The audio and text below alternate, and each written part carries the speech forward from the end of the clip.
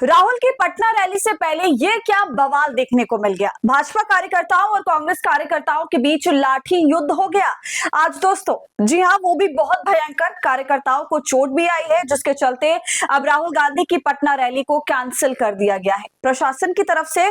तो क्या कुछ हुआ, कैसे बात लाठी युद्ध तक पहुंच गई, साथ ही अब वोटर अधिकार यात्रा का समापन कैसे होगा, बताऊंगी आपको इस वीडियो में। तो आप हमारे साथ अंत तक बने रहिएगा। नमस्कार, आदाब, आप देख रहे हैं खबर अड्डा और मैं हूं आपके साथ सुबोलीरम। दोस्तों, बिहार में एक और जहां राहुल गांधी की वोट अधिकार यात्रा ने बिहार का तापमान हाई किया हुआ है, बिल्कुल गदर मचा रखी है, तो वहीं दूसरी ओर राहुल की पटना पहुंचने वाली रैली में तब्दील होने वाली यात्रा पे मोदी और नीतीश बाबू की सरकार अड़ंगा लगाने पे आमादा हो गई है। जी हां दोस्तों, बड़ी खबर निकल करके सामने आ रही है कि राहुल गांधी की पटना रैली को अचानक कैंसिल किया गया है। और सिर्फ इतना ही नहीं, सुशासन बाबू के राज्य में भाजपा के कार्यकर्ता की हुड़दंगई भी सामने आई है। वैसे दोस्तों, इस घमासान के बाद पूरे मामले में राहुल गांधी ने अपनी सीक्रेट टीम भी उतार दी है, जिसको लेके ना सिर्फ नीतीश बल्कि मोदी सरकार की भी सिट्टी पिट्टी गुम है। तो आपको मैं बता दूं कि राहुल गांधी की वोट अधिकार यात्रा 25 जिलों और 1300 किलोमीटर की यात्रा करके 1 सितंबर को पटना पहुंच रही है। अभी तक तो प्लान ये था कि राहुल गांधी की यात्रा पटना के गांधी मैदान में एक रैली में तब्दील हो जाएगी और वहां से समापन होगा। लेकिन दोस्तों, राहुल की यात्रा के पटना पहुंचने से पहले ही इतना बड़ा खेल हो गया है। अचानक पटना प्रशासन ने राहुल गांधी की वोट अधिकार यात्रा की पटना रैली को कैंसिल कर दिया। देखिए, इस पर खबर भी मौजूद है, लिखा हुआ है राहुल गांधी की गांधी मैदान में नहीं होगी रैली। अब पटना में 1 सितंबर को कांग्रेस का मेगा प्लान वोटर अधिकार यात्रा का ऐसे होगा समापन। तो यहाँ पर हेडलाइन से ही साफ समझ आ रहा है कि राहुल गांधी की पटना में रैली नहीं होने वाली है। इसका मेजर रीजन है कार्यकर्ताओं की जबरदस्त भिड़ंत, जिसके चलते सुरक्षा कारणों का हवाला देते हुए रैली को कैंसिल किया गया। और ये भिड़ंत हुई क्यों, ये लाठी युद्ध क्यों हुआ, ये भी जान लीजिए दोस्तों। भारतीय जनता पार्टी की तरफ से एक वीडियो वायरल किया गया, जिसमें लोगों की भीड़ है, कांग्रेस और आरजेडी के झंडे नजर आ रहे हैं और दावा यह किया गया कि प्रधानमंत्री मोदी और उनकी मां को गाली दी गई है। जबकि सच्चाई ये है कि जब ये सब कुछ हो रहा था, तब मंच पर ना राहुल गांधी मौजूद थे और ना ही तेजस्वी यादव।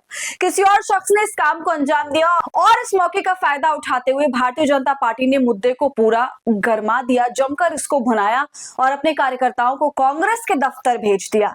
वहां पहुंचकर भाजपा कार्यकर्ता अंदर घुसने की कोशिश करने लगे और इसी कोशिश में लड़ाई हो गई और वो लड़ाई काफी ज्यादा बढ़ गई। मौके पर ढेर सारी पुलिस बल को भी आना पड़ा और रोकना पड़ा।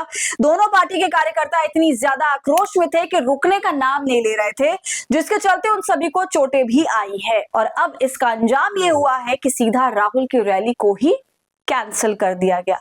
तो क्या अब ये समझा जाए कि ये सब कुछ एक प्लान के तहत हुआ? दोस्तों, आपको ये भी बता दूं कि खबर तो यहां तक सामने आई कि बीजेपी को डर है कि राहुल और तेजस्वी की ये रैली नीतीश सरकार ही नहीं बल्कि समस्त भाजपा सरकार के चूल्हे हिला देने वाली थी। प्रशासन ने बहाना बनाया कि सुरक्षा कारण और भीड़ प्रबंधन की वजह से रैली की अनुमति नहीं दी है, जबकि सच्चाई ये है कि ये मोदी और नीतीश सरकार रैली को रोक के राहुल गांधी के दावों को नहीं चाहते कि बिहार की जनता उन्हें सुने। लेकिन अब ये मुद्दा इतना चरम पर है कि इन तमाम हथकंडों से ज्यादा कुछ असर नहीं पड़ेगा। साथ ही दोस्तों, इंडिया गठबंधन ने भी हार नहीं मानी है। रैली कैंसिल होने के बाद अब ये पटना में एक भव्य पद यात्रा की तैयारी कर रहे हैं, जो गांधी प्रतिमा से शुरू होकर अंबेडकर प्रतिमा तक जाएगी। इस पद यात्रा में हजारों कार्यकर्ता शामिल होंगे। गांधी मैदान की रैली भले ही कैंसिल हो गई, लेकिन ये पद यात्रा बीजेपी को दिखा देगी कि बिहार की जनता को दबाया नहीं जा सकता। इसके साथ ही दोस्तों, सवाल तो ये भी उठता है कि क्या बीजेपी और प्रशासन इस पद यात्रा को भी रोकने की हिम्मत करेंगे, क्योंकि हाल की घटनाओं को देखकर तो लगता नहीं है कि इसमें अड़ंगा नहीं डाला जाएगा। साथ ही जिस तरह राहुल गांधी ने भारी मत से ये ऐलान किया कि अभी उन्होंने तो सिर्फ एक ही सीट का सबूत दिखाया है, तो चुनाव आयोग ये ना समझे कि हम हार मान गए। राहुल गांधी ने फुल कॉन्फिडेंस के साथ ये कहा है दोस्तों कि अभी हम हरियाणा इलेक्शन में क्या कुछ हुआ, कैसे वोट चोरी हुई, इसके अलावा और भी सीटें, इन सब की घपलेबाजी को सामने लेकर आएंगे। दोस्तों, जैसे पहले राहुल गांधी ने विस्फोटक खुलासा किया था और तहलका मचा दिया था, इसी तरह दोबारा उन्होंने चुनाव आयोग को बिहार के मंच से अल्टीमेटम दिया है।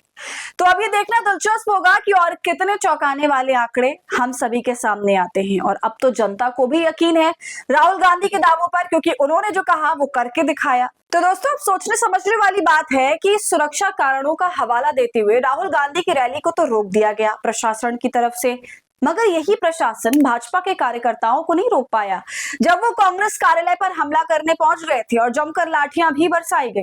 कार्यकर्ताओं पर गाड़ी भी टूटी, उसके शीशे भी टूटे, किसी का सर फट गया तो कोई और बुरी तरह से घायल है। और अब इन सब के पीछे ये बताया जा रहा है कि पीएम का अपमान हुआ, इसलिए ये सब कुछ किया। तो क्या भारतीय जनता पार्टी इसी तरह अपने मामले सुलझाती है? और यही सवाल फिर से खड़ा होता है कि क्या ये सब कुछ सुयोजित तरीके से किया गया? दोस्तों, आपको क्या लगता है? अपनी राय हमें कमेंट कर जरूर बताइए। वीडियो को लाइक और शेयर करें। खबर अड्डा को यूट्यूब पर सब्सक्राइब कर लें।